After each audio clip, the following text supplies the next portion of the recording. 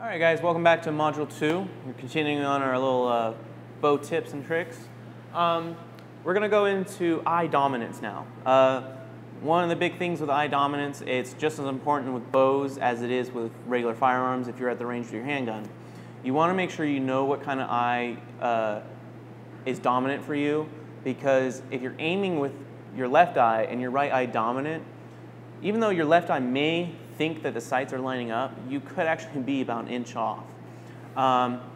Another reason that you want to make sure you know your eye dominance is because it is affected with how you make your bow. Many people who are using a right-handed bow should have automatically a right eye dominant sight. Same thing with a left-handed bow. You should have now a left-handed bow dominant sight for a left-handed bow. There are a few people out there who are right-handed dominant, but left eye dominant.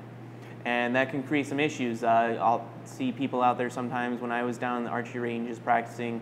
A guy had a right-handed bow, but he was left eye dominant, and what he was doing is he kept trying to kind of lean his head over and do it that way, and it kind of like kept messing him up. His shots would always be a couple inches off and stuff like that. And I talked to the guy at the archery range, and he was like, well, if you're left eye dominant but you're right-handed dominant, or you're left hand dominant and right eye dominant, don't try to do what he did, is pretty much what the guy told me. He said what you should be doing is forcing yourself to learn how to use a left eye dominant left-handed bow. It's not ideal, but it's what you should do because you're going to get the most accurate thing. When I talked about the guy at the archery range saying that you kind of have to force yourself to use it, but you always want to make sure the bow sight matches the eye dominant sight that you have.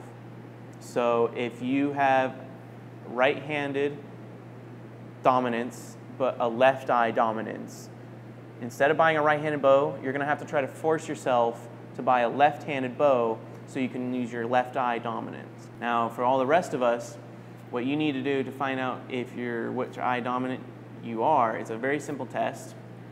You're just going to hold your hands out in front of you, and you're going to make a triangle. And I'm looking at the lens of the camera right now. It's a circle that's inside the triangle. Now, I'm right eye dominant, so when I close my right eye, I kind of lose that sight. The camera all of a sudden jumps over here behind my hand so I can no longer see it.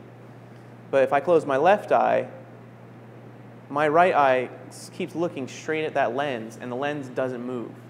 So summing it up, when you're doing your eye dominance test, essentially whichever eye you're able to look at the spot that you chose and the spot does not move, that means that that eye is your dominant eye. So just make sure you use your eye dominance. It's just as important as when you're at the gun range as it is at the archery range.